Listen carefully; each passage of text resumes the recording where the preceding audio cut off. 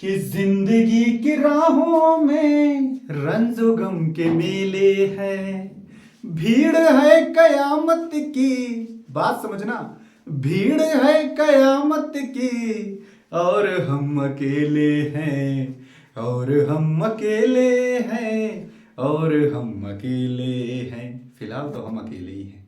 आइए देखते हैं आर्टिकल। सर आपातकाल लग चुका है और हम सर अकेले हैं।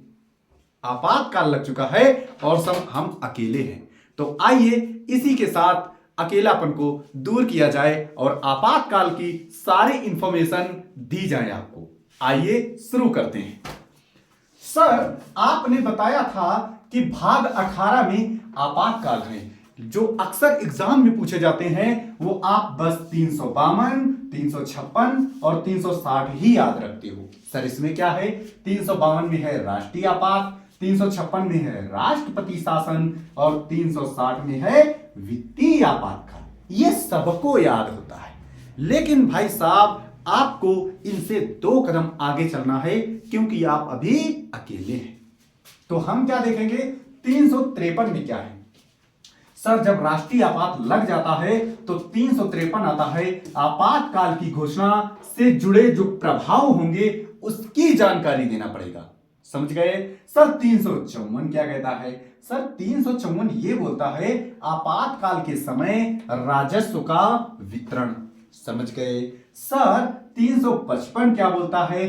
केंद्र सरकार राज्य की सहायता, क्या राज्य की सहायता करेगा।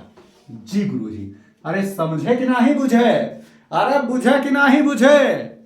ना ना भाई साहब, लेट के क्लास देखो, कौनो दिक्कत नहीं है। तमाकू खा के पढ़ो भाई साहब। ये लो तमाकू गिरा दिया हमें, 1 सेकंड चूना लगा ले जरा। कि जिंदगी की अब अकेले नहीं रहोगे ना। रमजो गम के मेले हैं, भीड़ है कयामत की, अब तमाकू का साथ नहीं लेंगे। आइए पढ़ते हैं।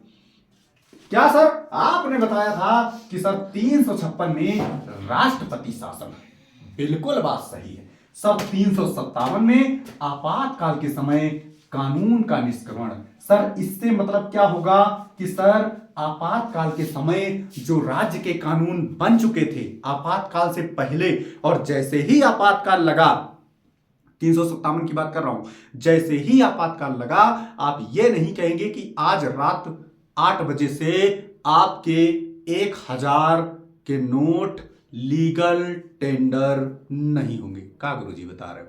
अरे मैं कह रहा हूं कि अगर आपातकाल कल से लग रहा है, किसी राज्य में आज कोई कानून बना है, तो ऐसा ना होगा कि कल ही वो कानून खत्म हो जाएंगे। ना जी, कम से कम 10 से 15 दिन खत्म होने में कानून को लगेगा। अरे समझे? हाँ तुम्ही से कह रहे हैं सर। ये 357 में बोला गया है आपातकाल के समय कानून का निष्क्रमण बोलते हैं। सर 358 में क्या है? सर आर्टिकल 19 के तहत फंडामेंटल राइट, बोले तो मौलिक अधिकार का निलंबन पूरी तरह से समाप्त नहीं होगा महोदय। आपातकाल लग चुका है। अगर आप यह चाहते हैं कि वाक एवं अभिव्यक्ति की स्वतंत्रता जो आर्टिकल 19 के तहत दी गई है, इसमें क्या होगा? सर ऐसा ना हो कि लगा है आपातकाल और अब चल दो बैग उठाई, अरे हम तो फकीर आदमी है, झोला उठा के चल पड़ेंगे जी। ऐसा नहीं होना चाहिए भाई साहब। ना जी, डंडे पुलिस मार मार के कीमा बना देगी। इसका मतलब सर कुछ मौलिक अधिकारों पर आप पर रोक लगा दी जाएगी, सभी पर नहीं, कुछ मौलिक अधिकारों पर रोक लगा दी जाएगी महोदय।